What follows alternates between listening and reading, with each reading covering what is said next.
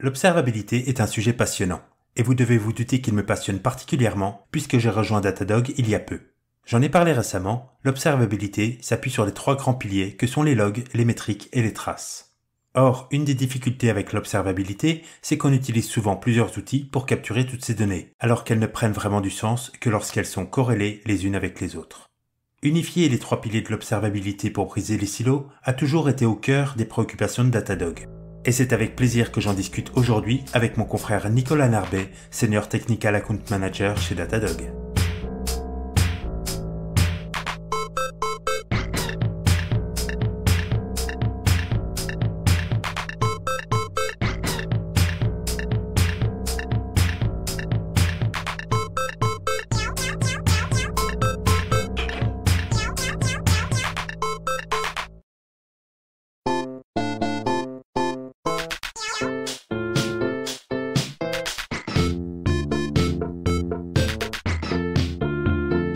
Salut Nico, bienvenue. Salut Stéphane. Aujourd'hui, on est là pour parler d'observabilité. Alors l'observabilité, c'est plutôt un terme récent. Il y a 5-10 ans, j'avais pas l'impression qu'on l'utilisait particulièrement. C'était plutôt de monitoring. Quelle est la différence entre du monitoring et l'observabilité?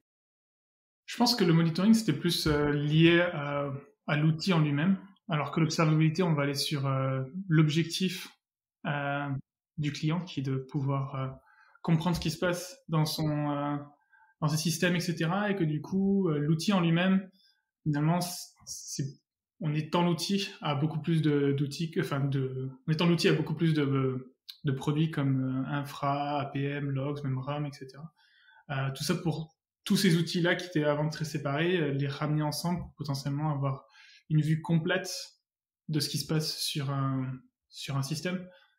En tout cas, c'est mon point de vue, ramener l'objectif au centre du problème, qui est de comprendre comment fonctionne un système et mettre l'outil comme une aide, ou plusieurs outils comme une aide à cette compréhension. De ce que je comprends, de ce que tu me dis, c'est donc ajouter plusieurs outils pour avoir une vue globale, mais tel que tu me l'as présenté tout au début, j'avais aussi l'impression que c'était on monitore plus les choses comme avant. C'est-à-dire que le point de vue, finalement, a peut-être changé. Donc, moins partir sur on est en train de monitorer de l'infrastructure et dans ce cas-là, on se préoccupe du CPU, mais plus avoir une vue d'un point de vue client, par exemple, produit, ou Disons on va aborder le problème d'une autre manière, puisqu'on on parle plus on essaie de casser les silos dans ce monde d'observabilité. Donc, on est plus on fait de l'infra et on monitore mon CPU pour savoir si mes serveurs fonctionnent bien. De mon point de vue, ça va être, comme on dit, on monitore un système. Le système en entier doit fonctionner pour un client. Du coup, peu importe si c'est un problème d'infra, d'APM, de logs, si on peut trouver l'information dans les logs, etc. Toutes ces informations-là regroupent finalement, me permettent d'avoir une bonne vue, une compréhension de mon système, et du coup, aide à la résolution. On n'est plus sur juste le CPU va m'aider à comprendre si mon serveur fonctionne bien ou correctement. Le CPU, c'est une des variables à travers mon système en entier. Potentiellement, c'est peut-être le service qui a fait n'importe quoi, qui a fait augmenter mon CPU, ou quelqu'un d'autre qui utilise le même serveur qui a fait utiliser mon CPU, et du coup j'ai un impact non seulement sur le CPU, mais cet impact sur le CPU a eu des effets sur d'autres services. Donc, monitorer un système dans l'ensemble et pouvoir naviguer sur les différentes types de données qu'on récupère pour, euh, pour trouver d'où vient le problème. alors, je t'entends parler d'APM, par exemple. Qu'est-ce que c'est l'APM? Application Performance Monitoring. Donc, c'est un outil spécifique pour les services et applications. Ça se positionne un petit peu entre les logs et les métriques. Après, alors, je vais peut-être m'attirer les foudres en disant ça des personnes, mais l'objectif, c'est de données avec juste une librairie qu'on rajoute dans un service, dans votre application, d'avoir une vue globale, avoir des métriques sur le long terme, des key golden metrics qui me permettent de comprendre si, au niveau santé du système, tout fonctionne bien, si le response time est bon, s'il n'y a pas trop d'erreurs, si la latence est bonne. Et dans le même package, pouvoir analyser sur une requête particulière quels sont tous les services qui ont été impliqués dans cette requête-là et avoir beaucoup plus de contexte Alors qu'un log, c'est juste, par exemple, juste une ligne de code, une trace. Donc, une trace, c'est une des données fournies par APM. Elle va fournir un contexte global avec de liens entre tous les services qui ont été impliqués. Donc, pouvoir, si mon service répond à une erreur, est-ce que c'est une erreur qui est normale de mon point de vue ou c'est un enchaînement d'erreurs de tous les services qui ont été dans la chaîne de réponse? Ok, donc tu dis que l'observabilité, c'est un mélange d'outils. Pour moi, le monitoring, c'était beaucoup des métriques, et puis on avait les logs après pour troubleshooter. Là, tu rajoutes l'APM, mais comment tu fais tourner tout ça ensemble? Je veux dire, comment corréler les différentes choses? Tu as un outil d'APM, un outil de log, un outil de métrique. Alors ça dépend beaucoup de l'outil, l'outil qu'on utilise en dessous. Du coup, moi je connais bien Datadog. Donc chez Datadog, il y a c'est un seul agent qui essaie de récupérer toutes les informations, donc des métriques, des logs, de l'APM et d'autres. Et grâce à certains identifiants que l'on positionne, par exemple, dès qu'on a une requête d'un utilisateur, on va créer ce qu'on appelle une trace ID qui va être transmise entre toutes les applications, mais qui va aussi être inséré dans les logs pour pouvoir avoir ce lien qui se crée dans la plateforme, même si les deux types de données vont être envoyés séparément. La plateforme derrière, grâce à ce Trace ID, va pouvoir faire le regroupement. Et par rapport aux métriques, donc les métriques, c'est quelque chose de beaucoup plus natif sur l'infrastructure et autres. Datadog comprend que en tout cas sur la partie APM, ou même sur les logs et autres, l'origine de cette information, de la donnée qu'on va envoyer dans la plateforme, est importante. Donc récupérer les informations de l'host, du serveur qui va émettre cette donnée, que ce soit log, APM, métrique, que ce soit le pod, etc. Donc ces informations-là vont être aussi avec toutes les informations qu'on envoie, on va enrichir ça avec ces informations de serveur, de pod name, etc. Et derrière, la plateforme va encore pouvoir aider à regrouper ça. Donc c'est quand même, on reste sur des produits séparés, mais grâce à ces outils d'identification et de source de l'information, la plateforme elle-même va pouvoir connecter tout ça ensemble et permettre d'avoir une vue complète et de facilement naviguer d'un produit à l'autre. Je pense que c'est un des aspects qui est très fort chez Datadog et autres, c'est la possibilité d'avoir tout au même endroit. C'est-à-dire que même si quelqu'un est plus dans la partie infrastructure, etc., de pouvoir facilement voir ce qui se passe au niveau applicatif, même s'il n'est pas expert, mais pouvoir voir le côté applicatif, comprendre ce qui se passe. Et de la même manière, si quelqu'un est plus dans la partie applicative et comprend pas vraiment ce qui se passe, même sur Kubernetes ou sur l'infra en lui-même, d'avoir quand même quelques métriques qui lui permettent d'indiquer si c'est vraiment son application qui a un problème ou si ça vient d'en dessous. Donc lier tout ça ensemble, ça a beaucoup de sens. Pour avoir de l'observabilité, donc il faut plusieurs dimensions, on va les appeler comme ça, log, métrique, APM. Et j'aimerais savoir à quoi servent précisément dans le diagnostic, à quoi servent chacune de ces différentes choses. Donc à quel moment les métriques interviennent pour détecter des erreurs, à quel moment les logs interviennent pour détecter les erreurs, et même chose pour les traces. Alors sur ça, c'est peut-être un avis très biaisé, mais je pense qu'on est sur on va repartir sur les bases de chaque type de données qui ont été fournies. Une métrique, c'est quelque chose qui est amené à être retenu sur une longue période de temps, qui donne des indications de trends, d'évolution dans le temps, etc., comparé ce mois-ci au mois dernier. Par contre, une des limitations des métriques, c'est la cardinalité. Donc le nombre de contextes différents liés à une information. Par exemple, si on parle sur le nombre de requêtes reçues sur un service, on pourrait potentiellement enrichir ça avec l'utilisateur, l'identifiant d'utilisateur, mais ça rajouterait une sorte de nombre infini, plus ou moins, d'utilisateurs qui pourraient atteindre la plateforme, et du coup, ça, c'est pas forcément le meilleur pour une métrique. Pour autant, cette information-là n'est pas forcément nécessaire. Une métrique, on reste sur une donnée assez haut niveau qui permet de comprendre la santé d'un système. On va pas pouvoir dire exactement ce qui se passe, mais on va pouvoir dire qu'il y a un grand nombre d'erreurs. On va pouvoir dire que ma base de données, elle se comporte pas bien. Il y a quelque chose qui va pas bien. Il y a une métrique qui commence à avoir qui commence à saturer, et on veut régler ça. Donc, si on reste sur les contraintes des métriques font que on va rester sur des choses de très haut niveau. Par contre, ça nous permet de comprendre s'il y a un comportement qui est anormal comparé au passé, s'il y a un pic, s'il y a quelque chose, et vu que la rétention est longue, de pouvoir comparer ça au mois dernier, à la semaine dernière, au précédent quarter, etc. Alors que si on part sur une trace ou sur un log, on va être sur des données beaucoup plus complexes, complètes. Ici, on ne parle pas de cardinalité, on peut envoyer n'importe quel type de données. Il y a n'importe quel type de string dans un log, ou même dans une trace, on peut rajouter n'importe quel type d'élément, de contexte.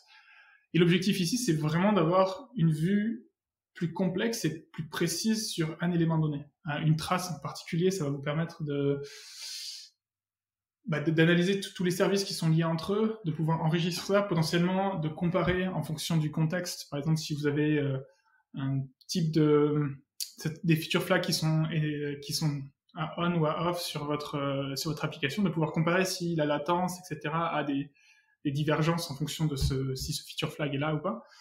Donc ça, c'est pas mal de choses qui peuvent être du coup mis en place avec des traces, puisqu'il n'y a pas de cardinalité, on peut rajouter autant d'informations qu'on veut, et du coup comparer ces informations, comparer ces contextes en fonction du niveau de l'utilisateur aussi, premium, freemium, etc., voir les comportements, etc.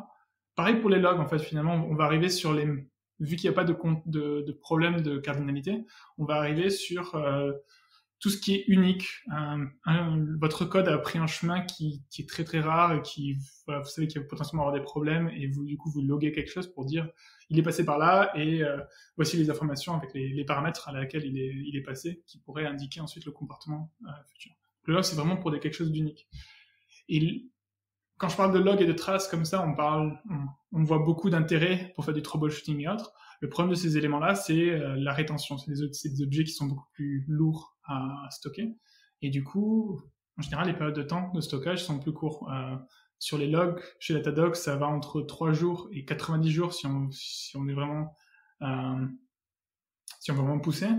Et sur les APM, on parle de soit 15 minutes pour tout ce qui est envoyé, et potentiellement on peut garder ces choses-là sur 15 jours. Donc c'est quand même des données assez courtes, et pour avoir des trends, c'est pas aussi efficace qu'une métrique qui, elle, va avoir 15 mois de données, en tout cas chez Datadog, pour voir ce qui se passe ce mois-ci comparé au mois dernier. Si je veux un exemple, j'ai un problème sur... Mes utilisateurs se plaignent de latence, par exemple. Où est-ce que je commence à investiguer? Quelle est la différence entre avant où j'avais peut-être un serveur web sur lequel je pouvais directement aller voir les logs et essayer de voir d'où venait cette latence, avec maintenant, mes utilisateurs se plaignent de latence. Par où je commence mon voyage? Ouais, encore une fois, là, ça dépend du nombre de produits qui ont été instrumentés. Si on parle d'utilisateurs, pourquoi ne pas commencer au plus près de ces utilisateurs-là et de parler en termes de RAM, donc Real User Monitoring, et de pouvoir évaluer au niveau browser, au niveau mobile, quels sont les comportements, est-ce qu'il y a eu des erreurs à ce niveau-là. Si c'est des problèmes de latence, au niveau browser, en mobile, on va pouvoir isoler des appels à des ressources extérieures, comme le backend, votre backend, pouvoir identifier la latence, donc la durée à laquelle c'est reçu. Et puisque c'est des données qui sont au niveau utilisateur, vous pouvez aussi enrichir ces données-là avec potentiellement l'identifiant de l'utilisateur. Donc pouvoir identifier, si quelqu'un se plaint précisément, pouvoir identifier la bonne personne. Sinon, si c'est un groupe de personnes données, pouvoir essayer d'identifier certains paramètres au niveau front-end qui posent problème. Potentiellement le pays, peut-être la ville, peut-être une certaine version de l'application qui est déployée différemment d'un côté à l'autre. Donc pouvoir identifier à ce niveau-là. Et une fois qu'on a analysé ce côté-là, il suffit d'aller à chaque fois une étape plus loin. Donc si on ne voit absolument rien sur la partie front-end, dans ce cas-là, on peut imaginer qu'il y a quelque chose sur le back-end. Donc la prochaine étape qu'on va sûrement voir, c'est les logs et l'APM. Voir si au niveau du service qui tourne sur l'infrastructure, c'est possible d'identifier un pic de latence, un nombre d'error rates qui augmente. Pour ceci, en général, soit on connaît l'application très très bien et du coup on sait que le front-end il parle à ce back-end et que du coup on va directement dans le back-end, il n'y a pas forcément besoin de lien. Et encore une fois, chez Datadog, sur ce côté-là, il y a une certaine connexion qui se passe. Et du coup, il y a la possibilité en fait de pouvoir voir depuis les informations front-end, de pouvoir se connecter directement au back-end et de voir si la requête depuis le front-end, donc depuis l'application client, elle a pris 3 secondes, est-ce que c'est 3 secondes qui sont liées au back-end, donc potentiellement 2 secondes de back-end, 3 secondes de front-end, pour répondre, ou est-ce que on voit que c'est que du réseau, et dans ce cas-là, on voit qu'il y a 1 seconde de latence, et peut-être que c'est lié au pays, c'est peut-être qu'il y a des problèmes beaucoup plus complexes qui sont extérieurs à la plateforme. Et encore une fois ici, si on voit qu'il n'y a pas forcément, il y a des problèmes de latence et autres, l'objectif, c'est qu'une fois que ces métriques sont analysées, d'aller encore plus loin, d'aller voir la trace, voir si quel service a un problème. Est-ce que c'est un problème lié au code par rapport à une nouvelle version qui a été déployée? Est-ce que c'est un problème lié à l'infrastructure parce qu'il y a quelque chose qui ne va pas à ce niveau-là? Donc, à chaque fois, aller juste étape par étape et plus ou moins, au fur et à mesure, réduire notre fenêtre de possibilités et trouver la route cause. Ça n'a pas l'air si complexe à mettre en œuvre. Ça a l'air très facile à le diagnostiquer par soi-même, mais dans la mesure où l'échelle est petite. J'ai l'impression que si on a un service de front-end, un service de back-end, on arrivera vite à avoir un diagnostic en regardant les logs. Maintenant, qu'est-ce qui se passe si on est dans un environnement où on a explosé tout ça en microservices et que finalement les interactions entre les différents services sont beaucoup plus complexes? On peut ajouter beaucoup de composants entre le back-end et le front-end, on peut aussi avoir plusieurs back-end. Bref, si on est en microservices, ça me paraît beaucoup plus difficile à diagnostiquer. Et la façon dont on peut diagnostiquer un ralentissement de notre service n'est pas si évidente que ça. Comment on arrive à réconcilier le fait que tout soit explosé un peu partout? Alors moi, je parle principalement pour Datadog, pour savoir ce côté-là, mais pour ce genre d'outil, un log, c'est quelque chose d'unique, et dans ce cas-là, c'est vrai qu'il n'a aucun contexte sur quel service est passé avant lui et après lui, etc. Donc c'est un peu difficile à ce niveau-là. L'APM, le principe d'une trace, comme j'ai dit, il y avait une trace ID, et cette identification va être, ID va être transférée à tous les services au long de la chaîne. Donc on va pouvoir représenter tout ça, peu importe s'il y a 20, 30, 50 services qui sont impliqués à la réponse d'un client, et à toutes ces informations-là, on va pouvoir voir à travers le temps tous les services qui ont répondu, et comprendre à quel moment il y a un service qui a commencé à répondre d'une mauvaise manière, on va dire. En plus de ça, vu que Datadog a une certaine vision de ce contexte et de toute cette visibilité-là, il y a certaines métriques qui vont être fournies dans des pages d'overview du service qui permettent en fait de voir quelle est la proportion de manière générale. Donc si on parle sur un service met 1 seconde à répondre, quelle est la proportion de tous les services qui ont fait que ça a mis 1 seconde? Potentiellement, il y a peut-être un service qui a pris 50% du temps et l'autre qui a pris 20% du temps. Mais les dernières 5 minutes, étrangement, c'est le service qui prenait 20% qui est passé à 40%. Donc on va pouvoir visualiser ça sur un graphique et identifier à travers toute la chaîne de services assez rapidement, plus ou moins, avoir assez rapidement qu'est-ce qui pose problème. Et je parle là d'un exemple très précis, mais le principe d'APM, justement, c'est d'avoir une sorte de vue biaisée sur cet ensemble de microservices pour pouvoir fournir différentes vues qui permettent d'identifier, voilà, ici c'est potentiellement un service qui va péter, mais pouvoir aussi voir sur la chaîne de services comment une erreur se propage à travers tous les autres services pour pouvoir identifier plus tard s'il n'y a pas de moyen d'échouer un peu mieux et de pouvoir répondre à un client, réessayer plus tard ou quelque chose comme ça, au lieu de remonter toujours une erreur qui remonte au client et qui offre une mauvaise expérience. Mmh. Donc quand tu identifies le service qui pose problème, tu n'as pas pour autant la root cause du problème. Comment corréler le service qui prend 20% de temps de plus que tu as facilement identifié avec la root cause du problème qui peut être, je sais pas, un disque qui a cassé, une région qui a disparu, enfin, tout un tas de problèmes qui peuvent arriver. Du coup, à ce niveau-là, on repart sur le contexte, le principe d'observabilité, d'avoir tous les outils au même endroit.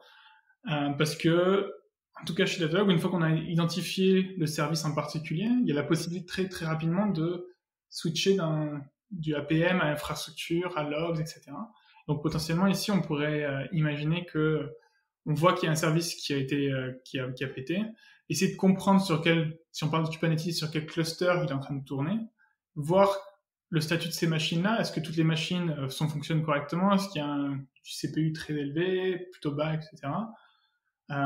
Si c'est un problème plus de développement et de service en lui-même, si c'est quelque chose de très nouveau, il y a possibilité au niveau d'APM d'ajouter ou d'enrichir les informations de latence avec la version de l'application. Donc si on voit que ces informations, on voit que la latence augmente et qu'il y a une nouvelle version qui a été déployée au même moment, la corrélation est plutôt forte ici. On voit que c'est plutôt au niveau du code. Et il y a même la possibilité au niveau des logs, si on voit un certain nombre d'erreurs, d'avoir cette vision par ce qu'on appelle patterns, des regroupements de logs, et de pouvoir voir une sorte d'augmentation du nombre de logs en erreur sur un certain type de log qui n'existait pas avant, qu'on ne voyait pas ou très peu, et finalement qui commence à grandir depuis une certaine période de temps. Donc, peu importe ici la vue, APM, logs, on a même sur APM, on a également un nouvel outil d'error tracking qui permet de plus ou moins de se focaliser sur les erreurs, de compter les erreurs, etc., et de pouvoir les visualiser à travers le temps, voir s'il y a une augmentation de cette erreur-là, si ça diminue, etc. Donc, si c'est pas un problème de latence, pouvoir voir aussi si c'est un problème d'erreur ou d'infrastructure, comme je disais, en rapidement pivotant vers ce qui peut poser problème. Dans tout ça, souvent, on parle de visualisation, on parle de dashboard pour visualiser, par exemple, un nombre d'erreurs qui augmente, pour visualiser un cluster qui est chargé ou des choses comme ça. On le fait au travers de dashboard. Alors, mon point de vue sur les dashboards, c'est de ce que j'ai parlé précédemment, c'était principalement de l'investigation sur quelque chose d'assez unique. La majorité du temps, les gens comprennent leur système quand ils développent, ils savent quels sont les composants qui ont tendance à péter, à faire des siennes, ils savent au préalable qu'il faut qu'ils monitorent leur performance de leur propre application, de leur code, etc. Donc, si tout ça c'est bien compris, en général, les utilisateurs vont créer un dashboard. Et ce dashboard-là, le principe, c'est d'y insérer toutes les informations qui peuvent potentiellement aider à trouver la root cause directement, sans avoir à naviguer n'importe où. Juste avec un seul dashboard, pouvoir visualiser toutes les composants, que ce soit de l'APM, que ce soit des logs, que ce soit des infrastructures, etc., toutes visualiser au même endroit, pour que lorsqu'il y a quelque chose qui pète, on puisse très rapidement scroller à travers tout ce dashboard-là et dire ça vient absolument pas de l'infrastructure, il n'y a rien qu'à changer depuis une demi-heure. Attention, j'ai des métriques sur les 2 services auxquels j'ai des dépendances qui commencent à être un peu fébriles, et je vois que j'ai un nouveau type d'erreur qui remonte dans les logs, ou que j'ai un gros nombre d'erreurs qui remontent. Donc, pouvoir avoir tout ça déjà dans un dashboard. Ce que j'essaie en tout cas de dire ou de raconter aux clients, c'est si vous savez qu'il va y avoir un problème là-dessus, mettez-le dans votre dashboard, ça vous aidera beaucoup pendant un troubleshooting.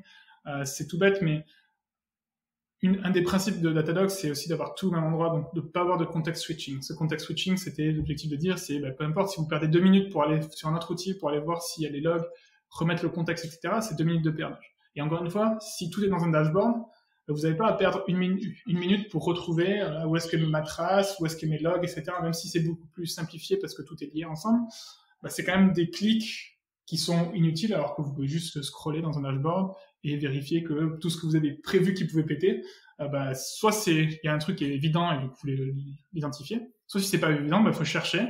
Mais la prochaine fois que vous avez ce problème-là, de le mettre la prochaine fois pour éviter d'avoir à rechercher derrière, rajouter cette information dans votre dashboard.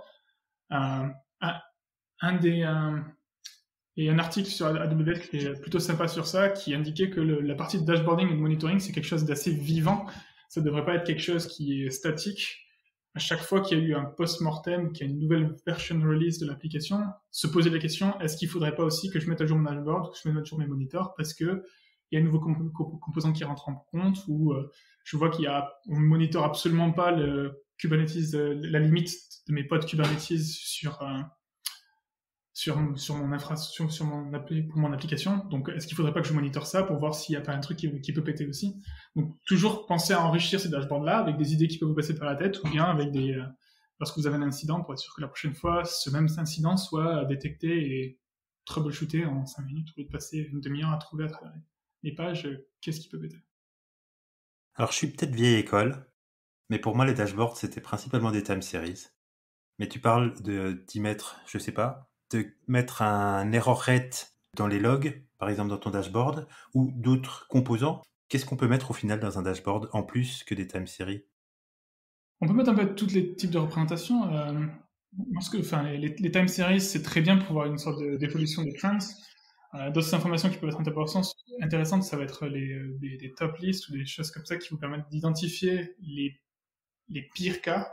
Voilà, si sur mes pods, sur mes nodes, dans mon cluster Kubernetes, est-ce qu'il n'y en a pas un ou deux qui ont vraiment des comportements anormaux, donc pouvoir faire juste finalement, la période, le temps sélectionné n'a pas d'importance, on veut juste voir sur la moyenne sur ce temps-là, est-ce que quel était. Donc il y a pas mal de choses qu'on peut faire sur un dashboard, et puis un dashboard, c'est pas seulement des time series.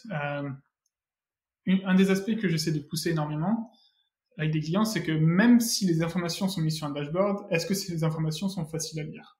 On parle aussi tout simplement de rajouter des notes pour dire que si cette métrique passe au-dessus d'un threshold, allez voir cette documentation-là, c'est très bien fourni, il faut redémarrer l'application, il faut faire quoi que ce soit. Enfin, il y a une liste d'instructions qui ont déjà faites pour que la prochaine personne qui vienne voir le dashboard, même pas à se poser la question de qu'est-ce qui va bien, qu'est-ce qui va pas bien, peu importe si je suis là depuis une semaine que depuis 3 ans sur la même application, j'ai les mêmes informations. Si cette métrique ne va pas bien, j'ai cette méthode à suivre qui me permet de remettre le service en bon état. Et je pense que le dashboard va bien au-delà de juste des time series. Il faut vraiment réfléchir à comment rendre l'information sur le dashboard la plus actionable possible. Et quelque chose aussi très bête, mais rajouter des thresholds sur un dashboard, des limites dans lesquelles si je passe au-dessus de 100, c'est pas bon, au-dessus de 90, c'est pas bon. Tout ce genre de choses, ça permet à des personnes qui, même sans lire l'axe d'exercice, l'axe des ordonnées ou le titre du graphique, si on voit que la ligne de time series est très très loin derrière ce que j'ai mis comme zone rouge, j'ai même pas besoin de lire cette partie-là et je peux parler très très rapidement passer au suivant. Je sais que ça déborde un petit peu sur la question, mais je pense que le dashboard et pas parler de time series, c'est très limitant et il faut vraiment penser à comment je fais pour lire ce dashboard plus rapidement parce que oui, des fois on peut utiliser le dashboard sur du capacity planning, voir si tout est bien positionné et autres, mais dans le pire des cas, ça va être pendant un incident quand tout a pété et que votre entreprise génère plus de revenus ou qu'il y a une grosse perte de confiance des utilisateurs. Et donc, il faut trouver les millisecondes ici et là qui permettent d'aller plus vite.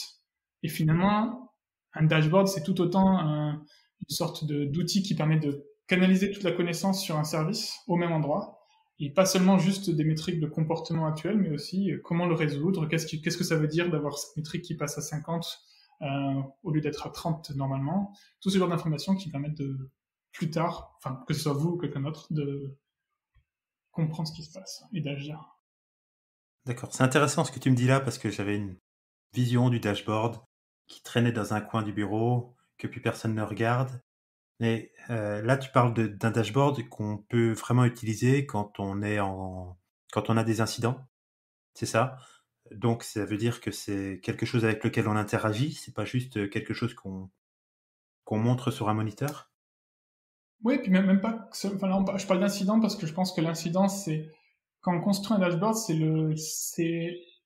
il faut imaginer qu'on va lire ce dashboard-là à un moment où on va être sous beaucoup de stress et il faut qu'on agisse très rapidement. Donc, je trouve que c'est une bonne manière de réfléchir à comment créer un bon dashboard.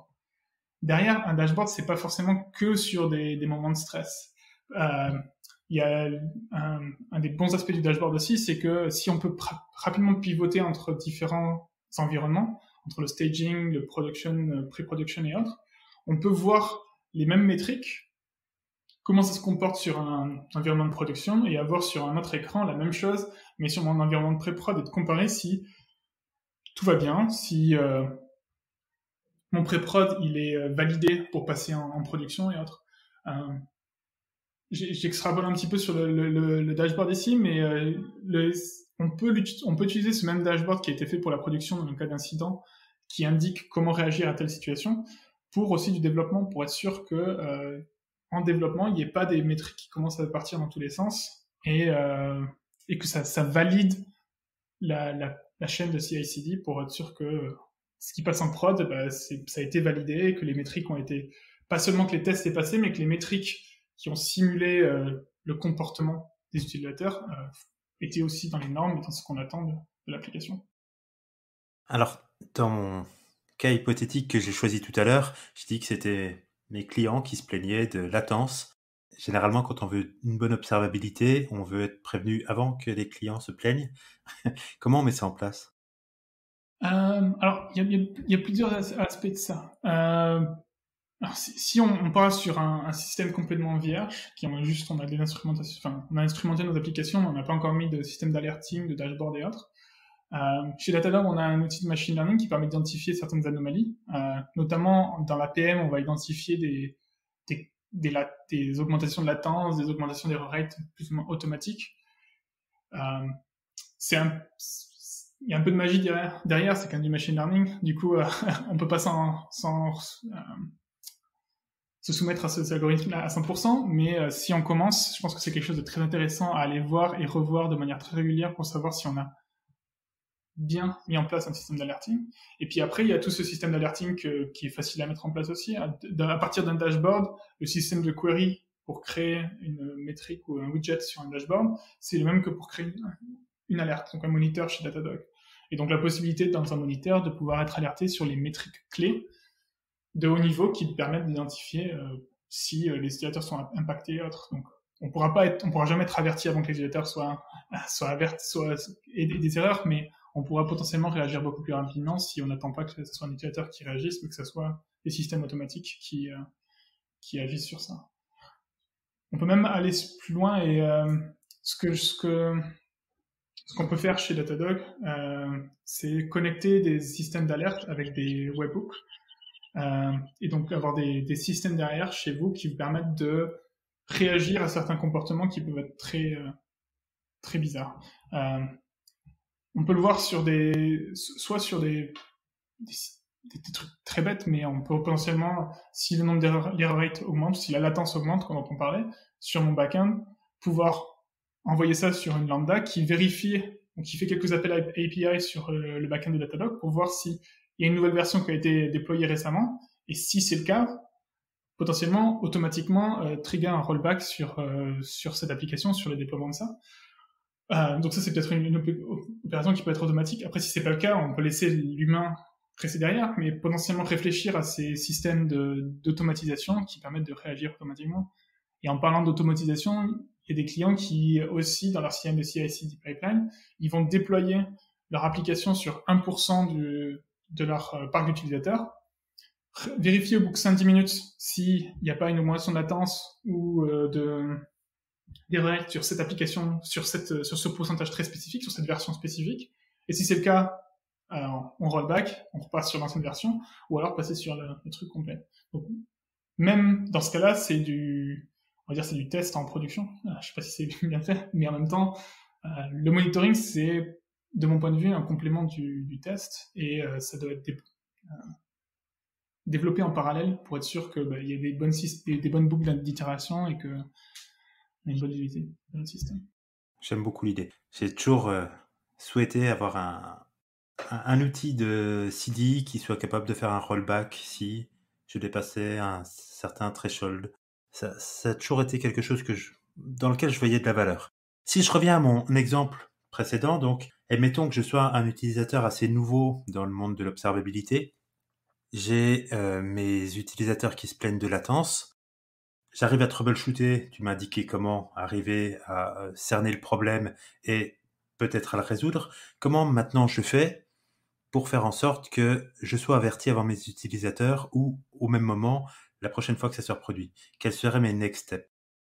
Du coup, c'est simplement de créer un système d'alerting qui va visualiser ça. Donc, une fois que le problème a été isolé, identifier quelle est la métrique qui permet d'identifier cette latence, cette augmentation de latence, mettre le threshold, la limite qui convienne en disant si ça passe au-dessus de 300 millisecondes, je veux être alerté. 300 millisecondes pendant 5 minutes, je veux être alerté. Et ensuite, envoyer ça soit sur votre système de gestion d'alerte, d'incident, Pagerduty, Obsidian, soit sur Slack ou tout autre système, email et autres.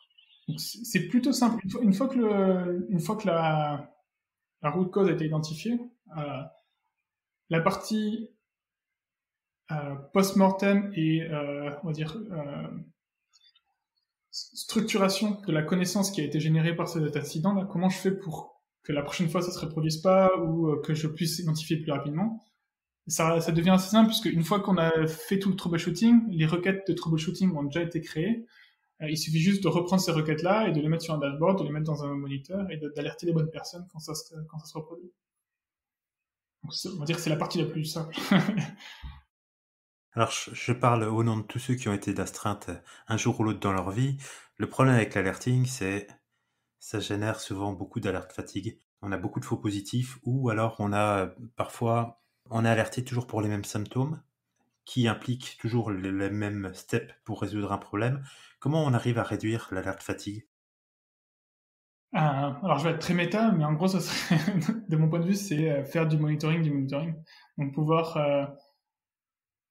plus ou moins avoir des statistiques sur quelles sont les alertes qui alertent le plus souvent, lesquelles ont des résolutions très rapides ou très lentes, et commencer à itérer là-dessus. Il n'y a pas forcément de recette magique. S'il y a de l'automatisation qui va être mise en place, on a parlé de Webhook précédemment, donc on peut potentiellement envoyer ça à une fonction serverless ou même une application qui automatiquement redémarre, passe à la version précédente et autres. Et après, sur toutes les alertes qui n'ont pas lieu d'être, potentiellement, sur ce côté-là, on a des outils comme Composite ou autres. Donc, soit ajuster les thresholds de limite, parce que c'est pas comme ça qu'il faut faire, mais c'était trop limitant. Soit sinon avec des systèmes comme ce qu'on appelle nous chez Composite Monitor, qui permet en fait de combiner plusieurs états de moniteur pour savoir si c'est une alerte, si c'est alerte ou alerte, s'il faut réveiller la personne, s'il faut faire quelque chose immédiatement. Et l'exemple que je donne très très souvent, c'est des histoires de taux d'erreur sur une application. Que le taux d'erreur soit au-dessus de 2%, potentiellement c'est quelque chose de très mauvais pour votre business. Vous voulez être alerté. Par contre, s'il y a 2 utilisateurs sur votre site web et que l'un a une erreur, réveiller quelqu'un au milieu de la nuit pour une personne qui a une erreur, c'est peut-être pas le plus important. Peut-être plus important d'avoir des ingénieurs qui sont en bonne santé, en bonne forme, qui sont contents de travailler, qui se font pas réveiller tous les jours parce qu'il y a quelqu'un qui fait péter le site à minuit, intentionnellement ou pas intentionnellement. Donc recommencer à réfléchir sur ce côté-là, et je pense que le principal indicateur, c'est si un ingénieur reçoit une alerte et ne fait rien derrière, il n'y a aucune action qui a été prise. Je pense que c'est un des triggers qui doit être mis dans la tête de tout le monde pour dire ce moniteur-là, il faut que j'y travaille dessus parce que faut pas que je récupère ça. Donc bien sûr, il y a des outils de statistiques, comme je parlais précédemment, pour avoir des vues d'ensemble, quels sont les moniteurs qui triggerent le plus et autres. Mais je pense que même humainement, c'est la partie humaine qui est la plus importante. Donc ne pas hésiter à en parler parce qu'il y a derrière, il y a des outils qui peuvent être mis en place, des composite monitors, ajuster les thresholds, faire en sorte que on n'alerte pas quelqu'un au milieu de la nuit pour ce truc-là qui est anodin, ou mettre des délais pour dire ce serveur-là il augmente en CPU, mais c'est normal parce qu'il vient juste d'être allumé, et du coup il y a plein d'installations à faire, et du coup c'est pas le bon moment, donc on va mettre un délai avant que les alertes se trigger se déclenchent sur ce serveur-là. Donc il y a pas mal de solutions. Le principe c'est plus des problèmes de process en interne où il faut avoir ce système de cette alerte-là, elle est trop noisy, il me sert à rien, j'en fais rien. Comment on peut travailler tout ça? Comment tu définis tes alertes en général? Est-ce que tu as des alertes out of the box où tu vas dire je vais monitorer le CPU de mes machines? Ou est-ce qu'il y a des bonnes pratiques pour mettre en place de l'alerting qui est vraiment fonctionnel et qui fait pas trop de faux positifs? Est-ce qu'il y a des métriques qu'il faudrait pas prendre dans les monitors? Est-ce qu'il y en a d'autres qui sont plus adaptées? J'ai pas forcément de recommandations là-dessus, parce que je pense que ça va changer pas mal d'un système à l'autre, et même pas mal en fonction des process en interne qui permettent de savoir qui peut agir sur quoi. Donc j'ai pas forcément de fortes recommandations là-dessus. Au niveau APM, on parle toujours des métriques, des golden metrics, de throughput, de latency et de error rate. Après, pour le reste, c'est plus, il y a potentiellement du legacy, de legacy, ce qui s'est passé sur d'autres, avant que Datadog arrive aussi, et que voilà, qu'est-ce qui était important pour d'autres personnes et autres, et d'avoir une vision d'ensemble sur tout ce qui se passe. Pour moi, tant que, voilà, pour dire, savoir quelle métrique ou qu'est-ce qu'il faut regarder, j'ai pas forcément de bonnes pratiques sur ça. Ça va dépendre de chaque application, de ce qui est important pour chaque système. Après, pour ce qui est à ne pas regarder, encore une fois, on repart sur ce système d'alerte fatigue. Si quelqu'un reçoit une alerte, qu'il n'en fait rien derrière, que ça l'a dérangé en plein milieu d'autre chose, ça c'est prône à s'en passer.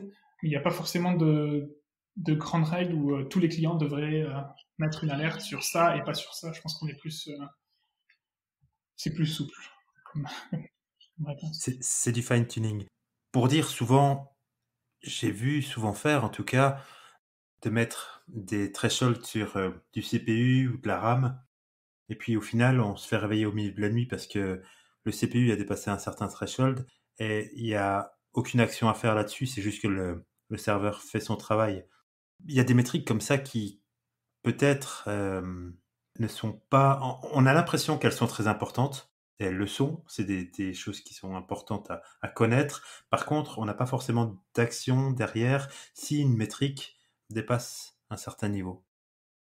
De cet exemple très précis, je pense que faut toujours prendre le client en ligne, en ligne de mire, quoi, sur qu'est-ce qui est important pour ce client. Le CPU, que le CPU soit très élevé, ça n'a pas forcément d'importance pour le client lui-même tant que le service répond toujours bien. Donc, gardez cette notion en tête que si je réveille quelqu'un, c'est vraiment j'ai des clients, j'ai des personnes qui utilisent mon site web ou mon application qui ont vraiment des problèmes.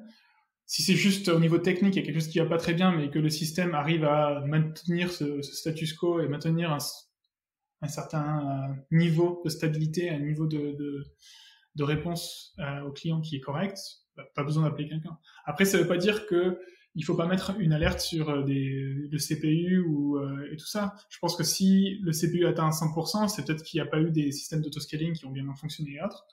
Tant que ça n'implique pas l'utilisateur, voilà, pas besoin d'alerter quelqu'un. Par contre, si ça impacte l'utilisateur, avoir cette information-là, même si ça réveille personne, avoir une information sur un dashboard qui me dise que sur mon infrastructure, j'ai 3 moniteurs qui sont au rouge sur 10, ils ont peut-être juste alerté sur Slack, ils ont peut-être juste alerté par email quelqu'un, peu importe, ça m'indique une certaine santé de mon infrastructure, et ça permet d'éliminer rapidement des causes. Je sais que j'ai un cas très récemment où j'ai un client qui me disait que il s'était fait réveiller en plein milieu de la nuit à cause d'un problème avec son application, et le problème c'était tout simplement que la limite le CPU limite sur son pod était trop basse. Le pod avait besoin de plus de CPU, et ils ont mis pas mal de temps à découvrir ça, tout simplement parce que ils n'avaient jamais eu ce problème avant, donc ils n'ont jamais pensé à monitorer ça.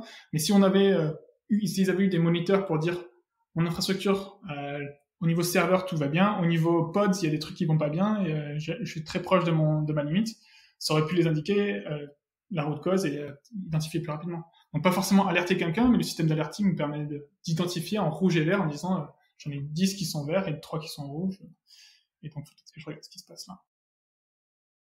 Si je reçois une alerte, donc comment ça se présente à moi une alerte? Donc je suis soit j'ai, je sais pas, Pager d'outils qui me dit que j'ai une alerte et je dois me connecter. Comment après va se passer mon investigation? Parce que c'est là où ça devient compliqué. J'ai l'error rate ou la latence qui a augmenté sur un de mes serveurs, et j'ai cette information.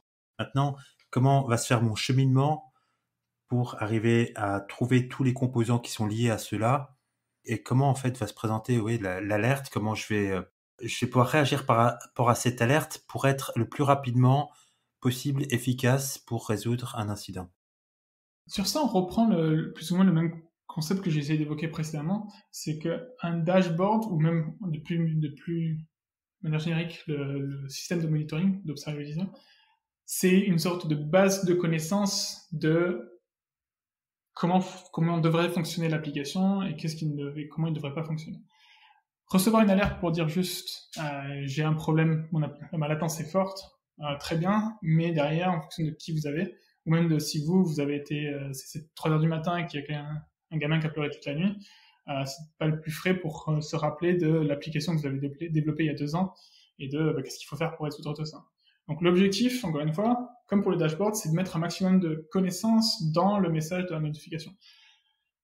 Pouvoir ajouter dans la liste dans dans le texte de la notification, d'avoir une sorte de liste en disant, premièrement, potentiellement, allez voir ce dashboard qui est spécialisé sur l'application parce que c'est là qu'on a mis toutes les connaissances, c'est là qu'il y aura toutes les métriques, etc. Deuxième étape, si au bout de 10 minutes, un quart d'heure, voilà, vous avez commencé à trouver les choses, commencez à ouvrir un notebook ou quelque chose d'un incident pour écrire tout ce que vous avez découvert tout au long de votre investigation. Donc, avoir une sorte de liste d'actions que quelqu'un pourrait prendre. Dans le pire des cas, redémarrer l'application. Voici la ligne de commande qui vous permet de redémarrer l'application ou de rollback, etc. Donc, avoir déjà des étapes à remplir. Et ça, je pense qu'on le voit très très bien. Après, je diverge un peu sur la partie sécurité, mais Datadog maintenant a toute une partie sécurité. C'est quelque chose que je suis pas du tout familier avec. Par contre, quand on va voir les règles de sécurité qui ont été mises en place, on voit que l'outil a été fait pour n'importe qui, peu importe si j'ai les connaissances, si je suis nouveau dans la sécurité ou pas du tout, ou si je suis un expert. Dans tous les cas, je vais avoir une alerte qui va me dire qu'est-ce que ça veut vraiment dire. Qu'est-ce que j'ai, voilà, ce truc qui peut être bon, très bien. Qu'est-ce que ça veut dire en français? Et en dessous, qu'est-ce que je peux faire pour remédier à ça? Et même sur certains aspects, on va même pouvoir donner la ligne de commande. Quand on parle de problèmes de sécurité liés à des configurations de Bucket S3, on va donner la ligne de commande en CLI pour pouvoir dire, si tu lances cette ligne de commande, ça va te bloquer les potentiels problèmes de sécurité qu'on pourrait faire. Et je pense que sur un service, c'est la même chose, c'est pouvoir donner un maximum d'informations à la personne, non seulement sur pourquoi j'alerte sur ça, pourquoi c'est important, mais aussi comment le résoudre. Une sorte de runbook à exécuter. Si je reviens un peu sur ce dont tu m'as parlé, j'ai pas énormément de monitoring mis en place sur ma plateforme et tu m'as parlé de fonctionnalités de machine learning qui m'aidaient à découvrir un peu peut-être potentiellement des choses que j'avais pas vues qui m'ont échappé ou seulement que je ne maîtrise pas encore sur ma plateforme. Comment ça fonctionne? Si tu peux m'en dire un peu plus sur cette fonctionnalité. Du coup, il y a plusieurs endroits dans la plateforme, en tout cas chez Datadog, où tu vas pouvoir voir un algorithme de machine learning va tourner, essayer d'identifier qu'est-ce qui va bien et qu'est-ce qui va pas bien. Il y a une première partie qui est sur les métriques, donc les métriques provenant d'APM, donc là, vous avez les applications. On parle ici de latence, de hit rate, d'error rate, de comprendre s'il y a des choses qui montent, qui descendent et qu'on n'a pas l'habitude de, voilà, ça devrait pas monter à cette période-là, même si c'est un vendredi, ça devrait être autrement. Donc pouvoir identifier ça, puis le mettre sous forme de ce qu'on appelle stories, qu'on peut ouvrir, essayer de comprendre ce qui se passe.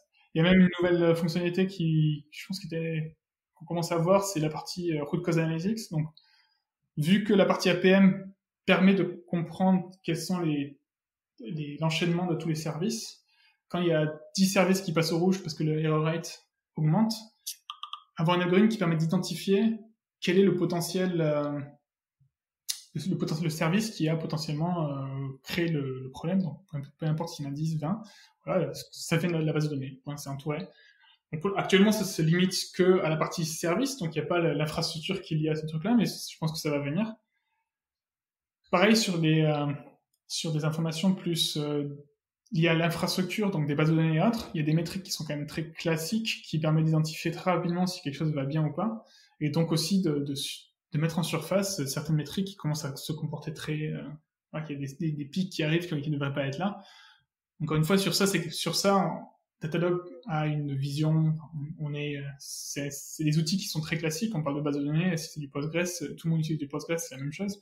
Donc, ce que ça veut dire la métrique et comment le résoudre, c'est quelque chose qui est connu plus ou moins par tout le monde, et donc rajouter ça dans les stories pour pouvoir indiquer aux personnes comment résoudre ça.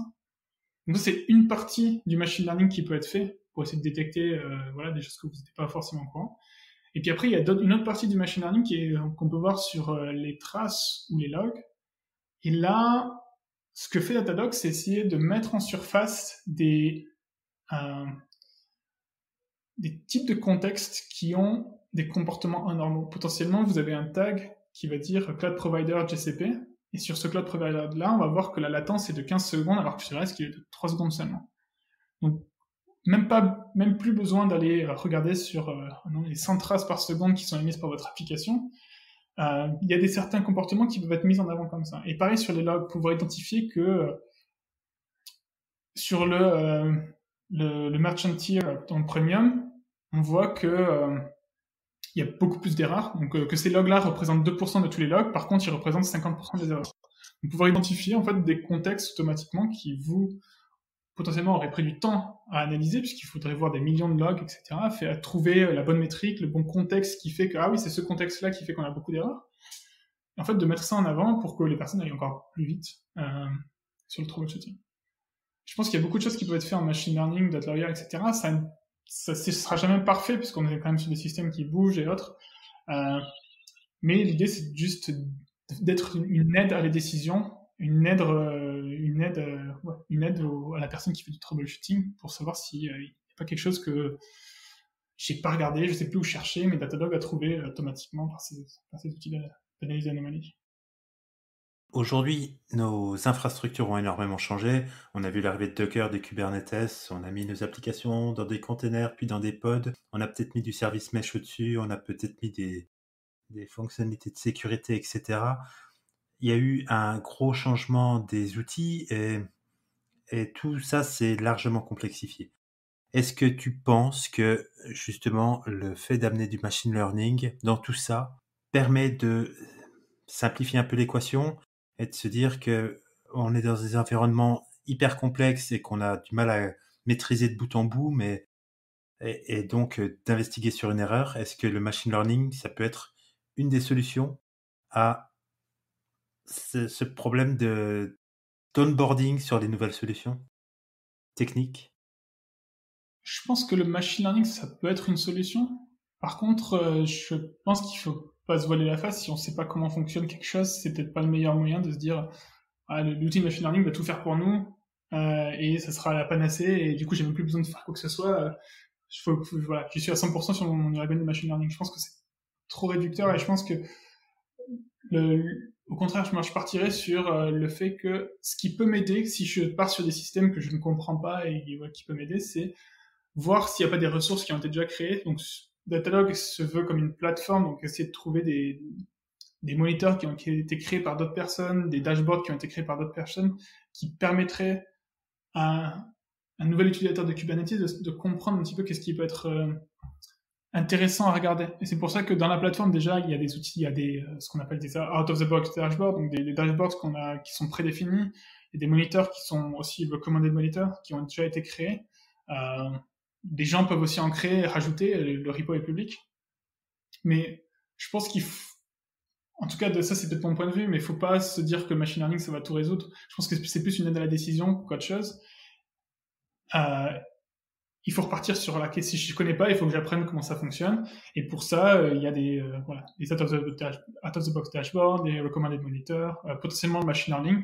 Mais l'objectif, c'est de construire sa propre connaissance. Et une fois qu'on a compris que cette métrique-là, elle est importante pour telle et telle raison, de structurer cette connaissance, comme j'ai dit précédemment, dans un dashboard, dans quelque chose qui va être mise à jour automatiquement, et sur lequel je peux dire, bon, pour ce type d'erreur, faites ceci, il y a une liste d'actions à prendre derrière. Ou un type de moniteur, pareil, où on va écrire un message qui est très... un runbook, comme on disait précédemment. Ok.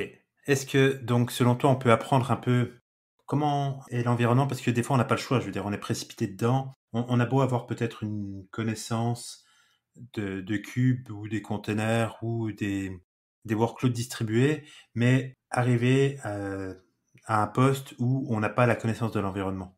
Est-ce que, au travers de l'observabilité, il y a une manière d'apprendre l'environnement et sa façon de fonctionner? Je dirais que oui. En fait, il y a plusieurs niveaux. Encore une fois, premièrement, si on est lancé directement dans un environnement comme Coneva, je parle, ce que j'ai vu pas mal chez certains clients, c'était des Kubernetes. Il y a quelqu'un qui va mettre ça en place, on va mettre ça à l'échelle, il y a des économies de coûts sur l'infrastructure et autres, c'est génial. Par contre, la personne qui développe l'application, elle comprend pas grand-chose. Donc, elle va faire son application, elle va mettre ça dans un container, et puis elle espère que tout va bien. Mais se soucie pas forcément de comment fonctionne Kubernetes, parce qu'il comprend pas. Et c'est là où les dashboards peuvent être partagés même au sein d'une même équipe, comprendre, voilà, moi j'ai fait un dashboard pour tous les gens qui n'y connaissent rien, pour dire que ces métriques-là sont importantes, ça indique ça, ces métriques-là sont importantes, ça indique ceci, etc. Et former les gens petit à petit en fonction de leurs besoins, qui savent à n'importe quel moment que pour progresser sur ce domaine-là, il y a déjà un dashboard qui a été fait avec des exemples concrets et autres. Je pense que c'est en tout cas, moi, c'est ce que j'ai vu comme le meilleur truc. Il y a aussi quelque chose que j'essaie de pousser énormément en ce moment. C'est les gens vont créer des dashboards sur un domaine d'expertise qu'ils maîtrisent. On parle sur un système. Voilà, là, on parle de choses qu'on ne connaît pas. Par exemple, voilà, je suis poussé sur quelque chose que je ne connais pas et je dois apprendre dessus pour pouvoir mieux maîtriser mon application.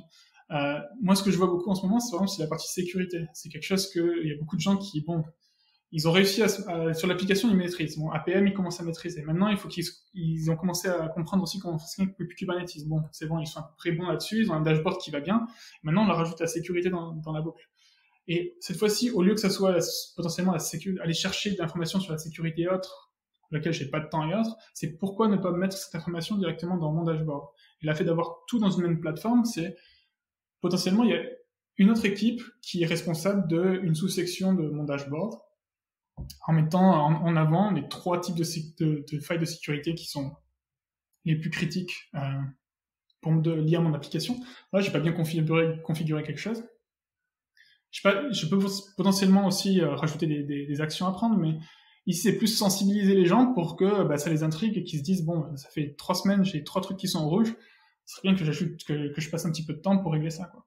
Donc, au lieu d'avoir une politique où je dois apprendre, potentiellement avoir des équipes qui ont principalement été séparées sur d'autres outils complètement différents, et du coup, c'est très difficile d'atteindre l'utilisateur final qui, lui, peut prendre les décisions de bloquer certains ports et autres, de mettre ces informations-là directement dans le dashboard qu'ils vont voir tous les jours pour que, aujourd'hui, on va faire une sensibilisation sur la sécurité. Donc, le dashboard, les widgets supplémentaires qui vont être mis dans mon dashboard, ça va être des widgets de sécurité. Et d'ici la fin du mois, il faudrait potentiellement que je réduise tout ce qui va pas et que j'améliore ça. Donc, je pense qu'on peut pousser de l'information aux personnes assez doucement avec des thématiques potentiellement sur un mois et autres pour aider les gens à se former dessus aussi.